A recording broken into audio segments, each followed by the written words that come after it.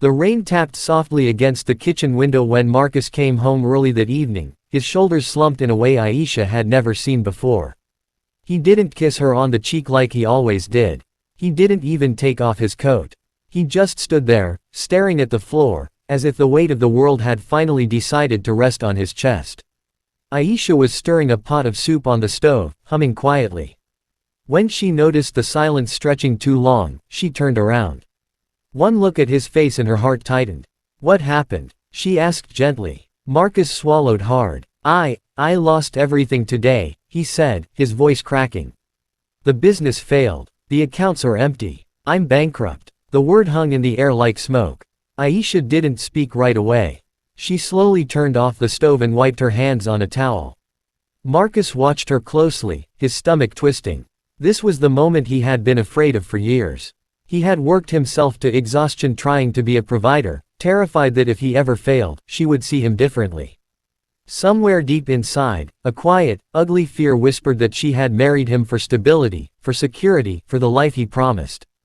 "I understand if you're angry," he rushed on. "Or disappointed. I know this isn't what you signed up for." Aisha walked toward him, her face calm but unreadable. Marcus braced himself for words that would confirm his worst fears. Instead, she reached out and took his hands. "Marcus," she said softly, "look at me." He did. "You're telling me you're bankrupt," she continued, "but you're still breathing. You're still here. And you're still my husband." His eyes filled with tears. "You're not scared." "I am," she admitted. "But not of losing money." She squeezed his hands tighter. "I'm scared of you thinking you have to carry everything alone. I'm scared of you believing your worth is measured by a bank account." Marcus shook his head, overwhelmed. "I failed you." "No," she said firmly. "You didn't." She led him to the couch and sat beside him, close enough that he could feel her warmth. "When I married you, I didn't marry your business," she said. "I married the man who stayed up all night holding me when I cried after my mother passed. I married the man who worked 3 jobs so we could pay off my student loans. I married the man who laughs too loud and loves too deeply." He stared at her, stunned.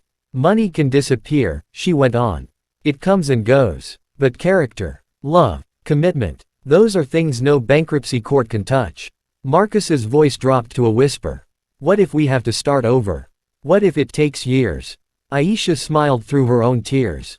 "Then we start over." Together the rain tapped softly against the kitchen window when Marcus came home early that evening, each drop sounding louder than it should have. Aisha noticed the sound before she noticed him. Normally, he would burst through the door with a tired smile, loosen his tie, and kiss her cheek